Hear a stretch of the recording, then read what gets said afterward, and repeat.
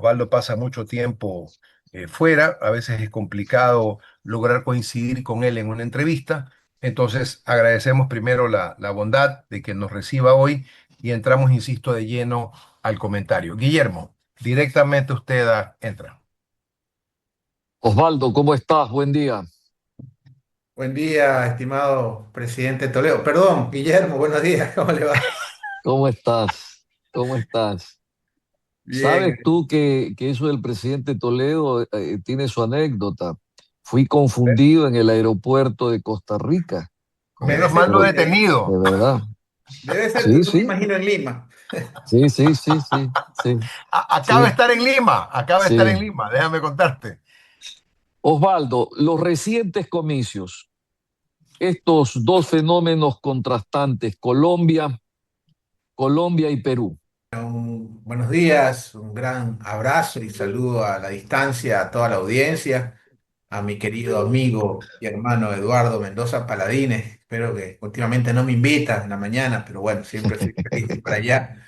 Querido doctor Mario Velázquez, su guayabera es hecha, si no me equivoco, en Cartago, en En Colombia. Cartago, ese es el lugar, sí, señor. No, no Eh, lo precisaba, efectivamente, son de Cartago, tiene usted toda la razón. no, pero me parece muy bonita, al menos desde mi punto de vista, lo voy a confundir con una persona que está de acuerdo con la causa palestina. En este caso yo lo estoy, pero ¿Ya? tiene una connotación política muy fuerte. Está El bien. turbante le falta a él, el turbante le falta a La él. gafa. Por un Esa es. lado. Por otro, solo para que ya poder pregunta, Toledo tiene una particularidad. Es el presidente con el mayor crecimiento de toda la historia del Perú. Pero bueno, ya son cosas, los pueblos a veces, yo no voy a entrar en la parte judicial, no son tan gratos, pero el mayor crecimiento de toda la historia del Perú la tuvo el presidente Toledo. Sí. Entrando a su respuesta, a ver, aquí hay un síntoma muy interesante, ¿no? Con varios jugadores. Estamos en una época bastante particular, sobre todo por la posición de los Estados Unidos. Estados Unidos es una potencia que está de salida, o más que de salida, está en el ingreso a la multilateralidad. Está claro que en los próximos 30 años ya viene una transición con un mundo de bloques, pero ya más sólido. Y este bloque es China, Rusia, su periferia. Entonces cada potencia se va a hacer cargo digamos, de su periferia, de su Su rango, vecindario. de su vecindario. Esto tiene cosas que esto no es que lo han inventado los gringos, viene desde el origen de los tiempos. Indudablemente hay una incidencia donde los jugadores geopolíticos toman posturas. Eso siempre ha pasado y no es lo ideal. Yo creo en la soberanía absoluta de los pueblos.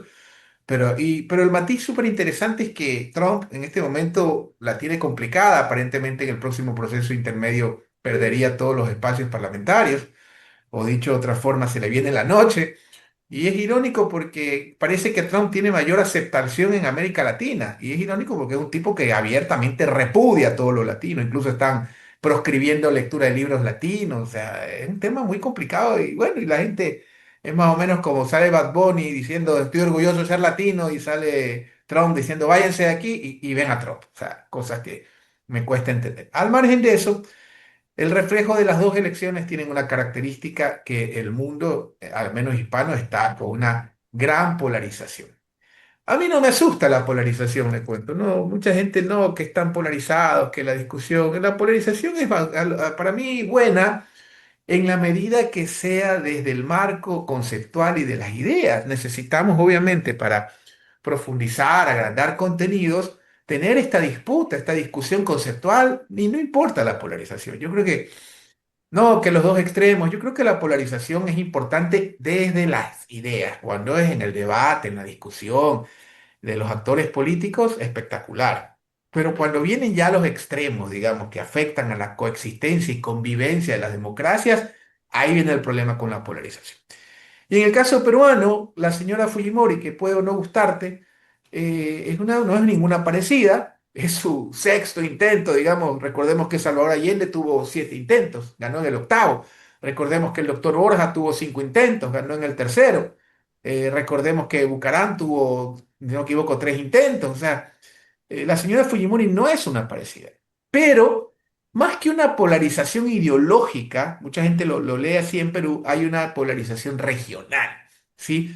De Lima, que todos conocemos, ciudad maravillosa, recordemos que antes del ferrocarril había más contacto con Lima que con Quito. Había más matrimonios entre gente de Guayaquil, Lima y Panamá de la que había con Quito. Usted acuérdese que cuando uno va a Panamá ve la cantidad de gente de Vallarino, Rosemena, muy cercanos a Guayaquil. Lo mismo con Lima. ¿Por qué? Porque viajar en un cómodo vapor al Perú te tomaba 4 días o 5, dependiendo del clima, en la estación, y lo mismo para Panamá al norte. Versus Quito, que antes del ferrocarril, en invierno te tomaba mes y medio si llegabas vivo o en verano 3 semanas. Entonces, el tema en Perú no es ideológico. Obviamente hay un matiz ideológico, pero es más de orden regional. Esta Lima que aglutina, que digamos que aglutina, que está fortalecida por los, digamos, por la producción, por ser el centro. Las ciudades periféricas no a Guayaquil, Quito, no le hacen competencia. Trujillo es una ciudad de casi 3 millones de habitantes, pero Lima tiene 9. Piura, que ha tenido un crecimiento, sobre todo el norte peruano, y en eso tiene mucho que ver Toledo. Ujú. Piura, que por ejemplo ahora es un polo de desarrollo extraordinario, lo de Piura es una locura. Y hay muchos empresarios que no sabemos que se está invirtiendo su dinero allá, sobre todo capitales ecuatorianos. Entonces, el tema peruano es más regional. Las regiones del interior, sobre todo la parte andina, amazónica, en un acto, digamos, de resistencia a este centralismo, que por un lado, claro, nosotros vemos las cifras del Perú, son alucinantes, sobre todo el manejo de su política monetaria. Ahí viene un poco del dólar, que me parece que la dolarización es como el becerro de oro de los economistas criollos, ¿no? No se la puede cuestionar, no se la, es como casi el holocausto en el mundo de los historiadores, pero no, tenemos que hacer esa pregunta. Nosotros con dólar no tenemos crecimiento. Y ya se fue hace 10 años Correa como para seguir con esa cantaleta que la culpa es de Correa, por ejemplo. Y ellos tienen un manejo, y esto es interesantísimo, y me interrumpa cuando quieran, el sol tiene un mejor manejo que el mismo dólar. Si usted invirtió 1 millón de soles hace 10 años, le ha dado más rentabilidad y su moneda está más fuerte de lo que le puede dar 1 millón de dólares en 10 años. O sea, lo del Perú es súper interesante. Entonces, esta disputa, más que ideológica, es regional. Las regiones del interior, digamos, responden a este centralismo de Lima. Y también los proyectos de izquierda que han sido totalmente fallidos. Y se lo digo con conocimiento de causa, tanto el del señor Humala como el del señor Castillo. Pero fallidos, en el caso de Castillo, me parece desde el punto de vista no solo institucional, porque el interior peruano, y esto es importante para llegar ya a esta elección, el interior peruano votó por Castillo por la constituyente. Eso es lo que quería el Perú profundo y esa fue la propuesta que ganó. Y Castillo, cuando se sentó, seguramente rodeado, y esto es muy común con los políticos, yo generalmente veo políticos que pierden la cabeza, ¿no? Como una transformación. Uno tiene que estar muy preparado con cabeza fría para estas cosas. Por eso siempre le digo a mis clientes, cuando tú ejerces un cargo público electo, no, tienes que poner un poste de ese tamaño en tu oficina de tu familia, hermano. De uno. Entonces, ¿qué es lo que le quiero decir? Castillo llega por la Asamblea Constituyente, que los sectores más conservadores, digamos, de centro, liberales, no le tienen terror, pero Castillo debió desde el día uno emitir ese decreto. Yo no estoy hablando de que si era bueno o malo, sino de propuestas de campañas que legitiman. Al no cumplirlo Castillo, empezó su debacle. Y esto, pongo un ejemplo con el Ecuador. Mire, un político puede ser cualquier cosa, cometer errores, tener acusaciones, pero no puede perder sus esencias conceptuales. Y aquí en el Ecuador le pasó a Lazo. Lazo se pasó hablando 10 años de campaña sobre no subir impuestos y lo primero que hizo cuando llegó fue no sé si ustedes se acuerdan, el 22, que fue el año que nos reventaron con el impuesto a la renta, especialmente la clase media. Si usted pagaba en el 21 $7.000 por su ingreso, terminó pagando 20 al año siguiente con el mismo ingreso. Entonces, cuando un político se desconecta o incumple las propuestas, claro, puedes ofrecer 10 puentes, bueno, puedes cumplir 5, no pasa nada, pero las de fondo, las conceptuales, las medulares, si no las cumples, tienes problemas. Y eso le pasa a Castillo. Y en esta elección, en esa disputa que se ha prolongado interior del Perú versus el Perú de Lima, termina ganando la elección, digamos, la señora Fujimori después de varios intentos y me parece que es una mujer que no la podemos culpar de todos los errores que cometió el padre, ¿no? Ahora, Digamos, te por interrumpo favor, ahí para introducir una pregunta. O por dos. favor, por Ahora, favor. mira, esto de la polarización. Es verdad que los incentivos en la consultoría digital premian la polarización afectiva para movilizar el voto, pero esta polarización tiene una consecuencia. tiene el síndrome de la ingobernabilidad del día siguiente que ganas. ¿Qué quiero decir con esto? ¿Cómo desde la consultoría tú trabajas con tus clientes para decirle, oiga, no olvide usted que tiene que construir coaliciones posibles después de que gana? Bueno, muchas gracias por la pregunta. Hago acoto algo, ¿no? Yo estaba, indudablemente hay que hablar para entender los efectos hay que entender las causas primero, ¿no? Y ya en el ámbito de la gobernabilidad, que supongo que por ahí va la pregunta, te toca en el ejercicio de gobierno. Ahí te legitimas. A veces hay presidentes que ganan por márgenes muy estrechos y se legitiman en el ejercicio. ¿Y dónde iba a usar el ejemplo de la pregunta en el caso colombiano? Si me permiten, podemos también, Ah, voy a tratar de ser menos es más resumido.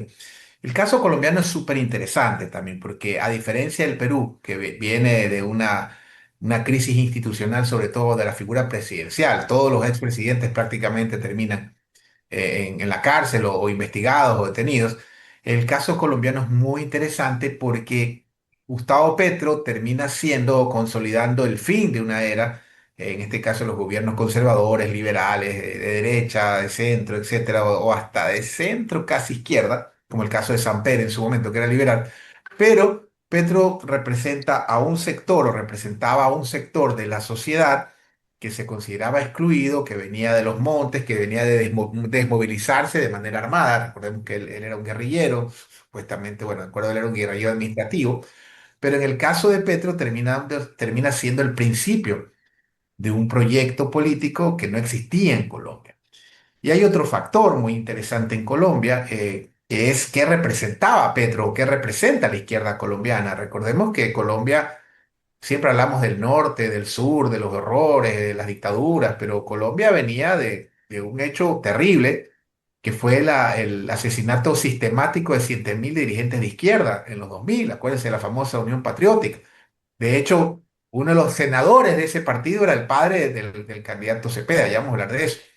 Y aparte de ese contexto, de lo que yo le tengo terror a estas intervenciones de mercenarios, de gobiernos extranjeros en los países, hay lo que se llamó los falsos positivos en Colombia, aproximadamente 9.000.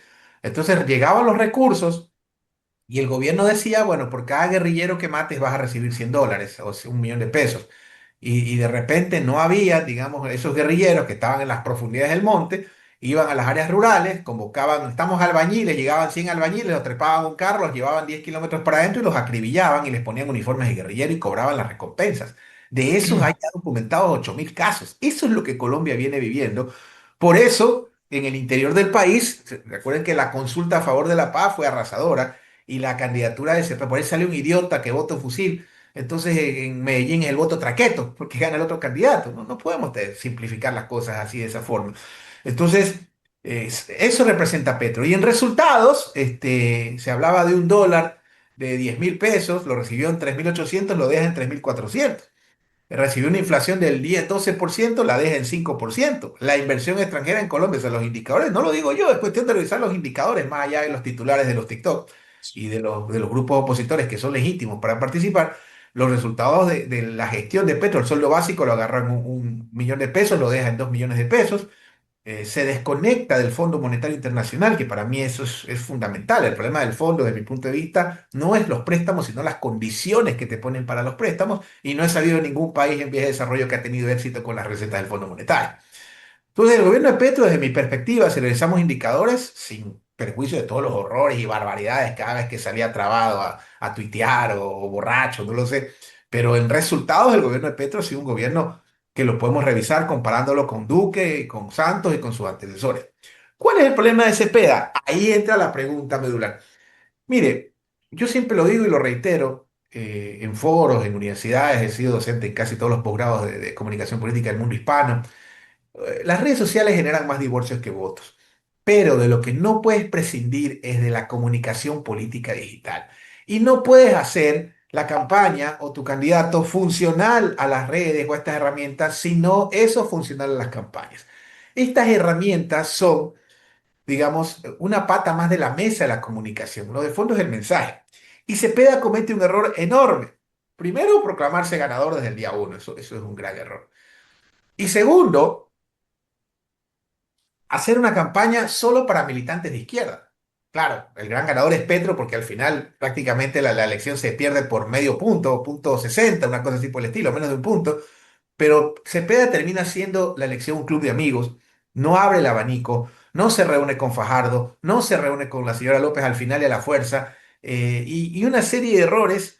Nunca habló de su propuesta. Jamás habló de su propuesta. Usted busque un comunicado, cualquier cosa del señor Cepeda, nunca te habla de la productividad, de cómo sostener la inversión extranjera. Nunca habló nunca se reunió con las cámaras de la producción, que siempre diplomáticamente, aunque no les guste, te recibe. Nunca lo movilizó así, ¿ya? Y las vulnerabilidades del candidato, y discúlpeme lo que le voy a decir en este momento. Yo estoy pensando, después de lo que acaba de pasar en Colombia, que voy a terminar votando por el presidente Noboa en la reelección, porque probablemente de aquí para entonces van a inhabilitar a toda opción de izquierda con opciones, y la otra alternativa seguramente será el abogado de Fito, porque prácticamente eso era el señor de la Espirela. Pues no, no me lo estoy inventando, cuidado, vayan a revisar quiénes eran los clientes de este señor. Narcotraficantes, Alex Saab, lavadores de dólares, paramilitares. Es un tipo que tenía un prontuario. Es como que aquí un abogado de narcos o de lavadores es candidato. Pues. Entonces, como van las cosas, que van a libertar a todo lo que va a la izquierda, porque así vamos en este país. Pues los jueces solo están presionados para los políticos, pero no para los delincuentes. Yo voy a votar por Novoa porque no me da la raza para votar por algún abogado de narcotraficante, que ya va a ser la media, pues, ¿no?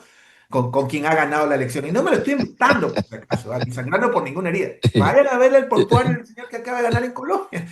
Ese es el referente, ese es el modelo. Bueno, pues me veo con Novoa, pues sí, sí, al paso que vamos, ya creo que vamos a estar como el... Osvaldo, Dígame. Osvaldo, siempre vibrante de tu palabra y el uso de las comparaciones y la forma tan visible como dice las cosas hacen que la gente te sienta sincero. Yo Somos te guayacos, quiero. pero que te interrumpa. Así somos los guayacos. A veces le explico a Ah, la bueno, gente. Así somos los está muy guayacos. bien. Está muy bien. No, no, no, no, está bien. Aparte, este es un espacio, siempre lo hemos dicho, plural. Mira, yo te iba a preguntar casualmente algo sobre Colombia, pero creo que ya el tema lo ha superado bastante. La única duda que me quedaba a mí, no tengo la información, si es que el Congreso colombiano, porque he visto en redes sociales que mucha gente, esos son los adherentes al poder. O sea, la gente que le encanta estar pegado al poder, entonces ya todos estos pequeños grupos van poco a poco sumándose. Entonces ya veo que hay un gran auspicio legislativo y todos quieren estar con el gobierno. Seguramente por otro tipo de apetitos, no por el país. Pero la pregunta es, y esta pregunta te la hago porque con Guillermo, en una entrevista que tuvimos con el ex vicepresidente Santos, una de las cosas que se le dijo fue esa. Entonces la pregunta es, ¿tú conoces cómo está conformado hoy el Congreso colombiano en función de si es que existiría un auspicio de mayorías, que tú sabes que al final del día eso es lo que te da la gobernabilidad? Es decir, tú eres elegido presidente, pero mañana si tu Congreso está en contra, cualquier paso que quieras dar es complicado. Quiero hacer solamente una cita antes de darte la palabra en función de lo que tú citabas de Lazo. Eso que ocurrió con Lazo, yo lo resumo, y tú que has tener buena memoria, igual que Guillermo, lo dijo el presidente Lazo y fue leal a eso, aunque no leal en definitiva a lo que la gente posiblemente quería, en una expresión que utilizó. No hay peor cuña que la del propio palo. Yo cuando oí eso en el discurso, en el mensaje presidencial, dije, nos fregamos. O sea, aquí viene con todo. Y al final del día, lo que tú acabas de referir fue eso. O sea, su actitud electoral fue posiblemente distinta que la posibilidad práctica ya como gobierno. Entonces, en concreto, un poco si puedes cerrar esta parte de lo que Por podría supuesto. ser la gobernabilidad desde el Congreso y luego quería tratarte ya aterrizando en nuestro paísito algo sobre los procesos electorales que se vienen. Hay muchos nombres que suenan, hay gente que te dice, no, el gobierno no va a poder alcanzar una gran votación porque la gente va a responder de una u otra manera. Otros dicen, bueno, aquí viene una recuperación y aquí voy a tratar, no por lo político, sino por las circunstancias de lo que acaba de ocurrir con el alcalde de Guayaquil. Insólitamente, y lo digo respetuosamente, porque esto demostraría que el alcalde de Guayaquil tiene una fortaleza que no se la había visto antes, el hecho de que el municipio, o digamos, perdón, el consejo, no lo haya declarado vacante. Eso para el que lee política, a ver, o es un premio consuelo para darte un auspicio moral, o realmente ahí está jugando la política, ¿no? Y es un tema que no le he llegado a conversar con Guillermo, con quien usualmente tenemos estos diálogos previos, pero que sí me sorprendió favorablemente. Y repito, no es una adhesión, es lo político. O sea, cómo un hombre que está detenido en las condiciones que está logra conseguir que su consejo, que debe tener mil apetitos seguramente a favor y en contra, logra esa votación. Entonces, las dos cosas, el tema Congreso y el tema Guayaquil, si tienen la bondad. ¿Cómo no? ¿Cómo no? Con todo gusto. A ver, yo les voy a decir algo que nos va a hacer dar ganas de llorar, probablemente a los tres en el estudio, pero muchos sueñan con Estados Unidos, donde ahorita a veces nos mandan, ahorita te fuiste a la tienda a comprar algo y te detiene ICE, no importa si estás con el pasaporte en orden, basta ser latino, que es lo que somos. Pero todo el mundo ve para el norte, para Europa, pero créanme que si hay algo que yo envidio, y envidia sana, es la institucionalidad en Perú y en Colombia. No me voy más lejos. Yo voy a poner un ejemplo. Hace no mucho, porque en este país es una chifladura, pues no hay más, en Guayaquil ya creo que hay más carros sin placas que con placas. Y algunas personas no tienen la placa porque no te la entregan, porque no hay en la física, te dan un papel. Y por algo quise cruzar la frontera, estaba yo en Machala, nació un abrazo a la capital banana del planeta, y tengo muchos amigos, familia. Entonces estaba de visita, había un bautizo de una sobrina lejana, nos invitaron, fuimos. Y se me ocurrió, le dije a mi mujer, ya estamos en Machala, vámonos a Tumbes a comer ceviche. Y usted puede creer que cuando llegamos con la placa provisional nos dijeron, esto es un país serio, váyase. No nos dejaron entrar con la placa provisional. Prohibido, tiene que ser placa definitiva. Sí, en serio, así casi que... y por ahí salió un idiota que le pasaba lo mismo que, oiga, ¿cuándo invaden Guayaquil? Le digo, hagan el trabajo completo. O sea, realmente, o sea, en Perú, y cuando usted vaya a Lima o a Bogotá, bueno, acá el amigo seguramente lo van a invitar a Lima seguido. Vaya usted y yo lo reto con respecto a que me encuentre un carro sin placas en Lima o en Bogotá. No le estoy hablando de Estados Unidos. O sea, algo que es de resaltar de estos dos países son sus instituciones, ¿no? Y en el caso colombiano, recordemos que tiene doble cámara. Tiene el Senado y el Congreso y en ambas tiene mayoría, en una total y en una simple, en este caso la izquierda, el pacto histórico. No es tan simple como aquí, indudablemente siempre hay gente que se tuerce, se vira o lo que sea, pero no, o sea, allá son movimientos, no es que van a buscar la lista, cómo la arman, quién quiere ser candidato, nadie quiso aceptar, no fue de suerte, o sea, sí, eso tiene Colombia, tanto el Centro Democrático, el Pacto Histórico, Cambio Radical, son fuerzas políticas, yo diría que al menos a nivel institucional, como estamos nosotros, estamos a 100 años luz de Colombia. Entonces, seguramente tendrá que buscar acuerdo el presidente electo, que más allá de que me guste o no me guste, ya fue electo, eso decidió Colombia, o sea, yo pienso en mi país, entonces uno tiene que respetar y tenemos que ver el interés nacional, hay que llevarse bien con los colombianos, gobierne quien gobierne. ¿Ya? Punto, no hay término, digamos, no hay grises ahí. Entonces, en el caso colombiano, no sé qué tan, o sea, seguramente habrá bajas, pero no es tan simple en Ecuador como las formas en que han funcionado aquí, ¿no? Ahora, con respecto a lo de Guayaquil, a ver, aquí yo separo dos cosas, ¿no? La primera, el ámbito judicial. Yo no voy a hablar de eso, tampoco me lo ha preguntado, indudablemente.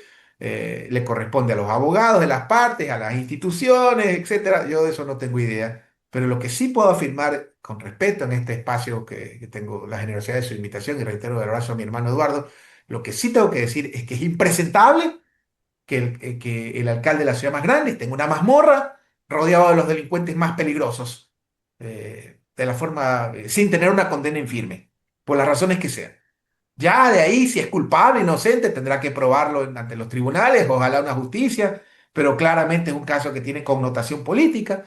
Entonces, a mí me parece que indistintamente del proceso que debe seguir y si el alcalde es culpable, bueno, tendrá que irse a la cárcel. Pero me parece impresentable lo que está pasando en este momento y es terrible. Lo mismo con Jorge Glass, por si acaso. ¿No? Yo no discuto el término procesal, pero sí las condiciones. Eso no se le hace a nadie, ¿ok?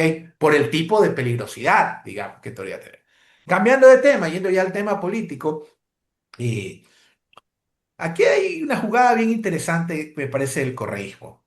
¿Sí? El correísmo, si le hubiera dado la gana, tenía la mayoría para poner alcalde y no lo hizo. Se siguió el orden institucional y subió a esta señorita, muy guapa, por cierto, con respeto lo digo, no recuerdo su nombre, la recuerdo más de vista, pero ella tranquilamente pudo ser cambiada con la mayoría que en 2 patadas podría formar el correísmo y no lo ha hecho. Y me pareció muy inteligente, porque en este momento es una fuerza política que está proscrita y es un peligro militar. Entonces, imagínese usted, asumía un correísta, porque los concejales entiendo que son correístas de cepa o son gente comprometida, si no hace rato hubiera habido un cambio. Y lo más probable es que se ascendía un correísta, lo elegían, a la semana siguiente había una denuncia anónima con un informe reservado y a la cárcel. Porque así lamentablemente está funcionando en nuestro país, ¿no? Me parece eso muy inteligente y lo segundo, continuar respaldando, porque hay un factor electoral que esto es importantísimo. Aquí hay varios jugadores, igual que en la geopolítica.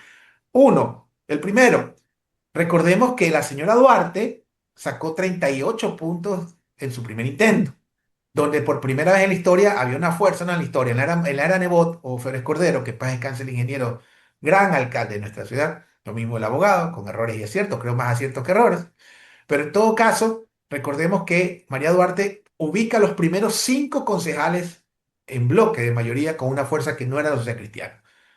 Después vino la señora Bonilla, 40%. Y el señor Álvarez saca 41, 40,9. O sea, hay una votación que tiene esta fuerza política. Le pongo otro ejemplo. Yo trabajo en diferentes plazas del país, porque mi actividad es de conocimiento público.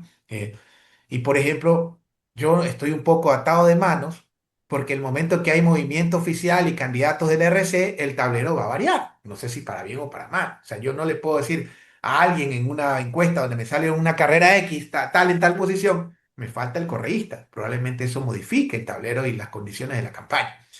Entonces me parece que esa mayoría la sostiene el correísmo por una alianza que todavía se mantiene. Por lo que entiendo, voy a repetir, no me meto en lo judicial, que yo estoy en contra de la forma en la que está detenido. De ahí que se ha investigado, nadie está por encima de la ley. Todos si hemos cometido un error tenemos que pagar por eso.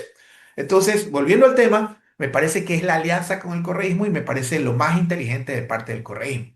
Ahora, yo no sé si terminen corriendo, honestamente. Creo que estamos en una época complicada donde se proscriben rivales. Si antes pasó, no hay justificación, 2 errores no hacen uno.